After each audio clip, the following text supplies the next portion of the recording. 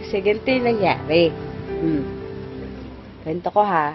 Noong day 1, yung day 1, ayun, on time kami. Tapos, natapos namin lahat ng sequence sa mga scenes namin ni paring Will. Si Will, si Bon, si Farm Keeper, si Direk, tsaka si Renz. Si Renz, hi Ana. Ana Montoya, hello. Tapos, game na. Tapos, hindi yun nga.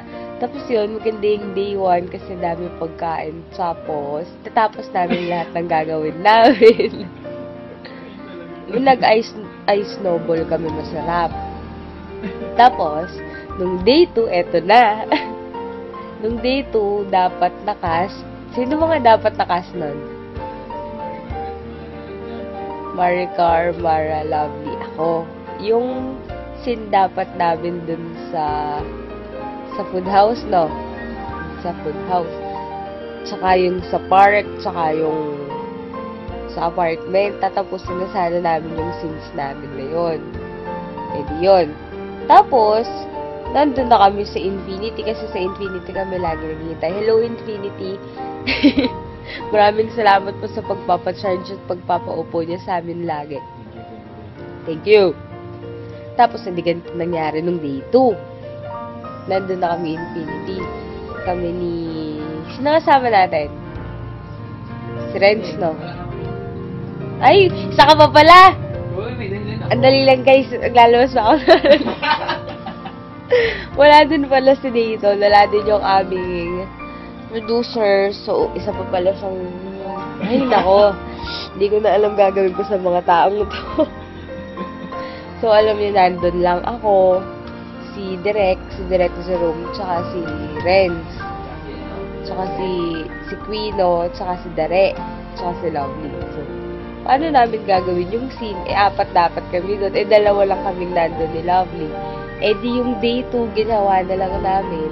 Kinuha na namin ang scene si Lovely na umiiyak. Tapos, nag-practice silang ganun. Tapos, pinilit namin kumuha ng scene para hindi naman sayang yung pagpunta namin, di ba? Tapos sabi ni Direk, day 2 sucks. Day 2 sucks. Tapos, ito na, day 3!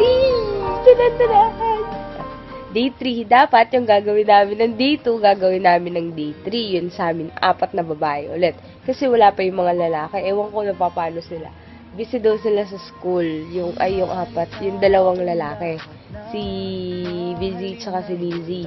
Busy sila sa school. So, naiintindihan naman namin yun. Kasi kapag busy kami sa school, wala din naman kami. Ganon. Ewan ko kung ba't di ako laging busy. Kasi po, makina first. Like, first ko din. Kaya yung chicken ko. O, tapos ito na yung day 3, kukwento ko. Nung day 3, hala, si Lovely naman yung wala. Kasi, hindi siya nakaalis sa bahay nila. Tapos, yung 2 tumating, si Mami Mara at saka si Bes Marco, hala, alis naman sila ng 3. Si Lovely makakadating 4:30 pa. Di ginawa namin, ayun, eto, nagsimula na yung rescript mode.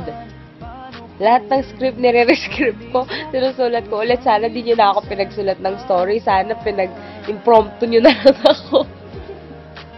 Sana hindi na ako nagsulat, hindi na ako nag-effort, hindi na kami nagpa-print. Sana gumagawa na lang ako everyday na shoot, gano'n. Hindi masama yung loob ko.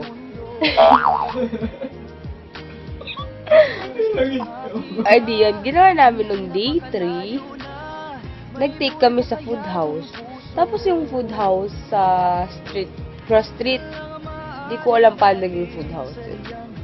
Pero yun, maraming salamat cross street sa aming pagpapaupo, pagkakalat namin doon. Thank you po. Tapos, yun. Day 3, sabi ulit ni Direk. Day 2 and 3, sucks. Tapos, eto na, yesterday! Taran! Yesterday is day 4. So, day 4, it's quite good.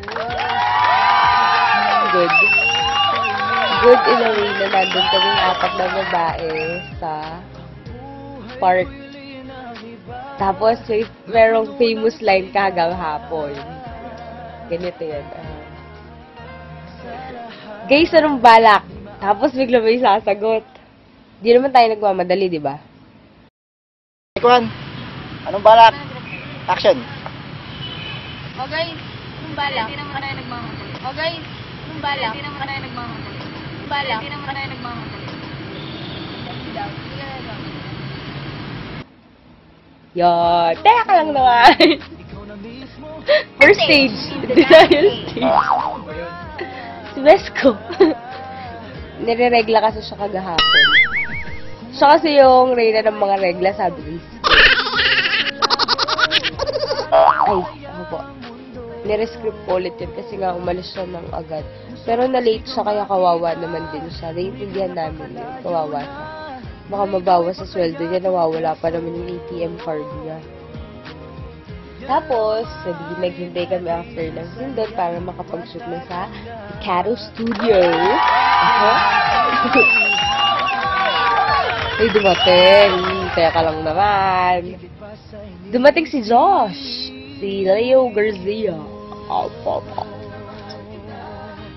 Pero ano yun, merong effort kasi galing pa siya ng Angeles, kakatapos nilang sumayaw sa U-Week nila.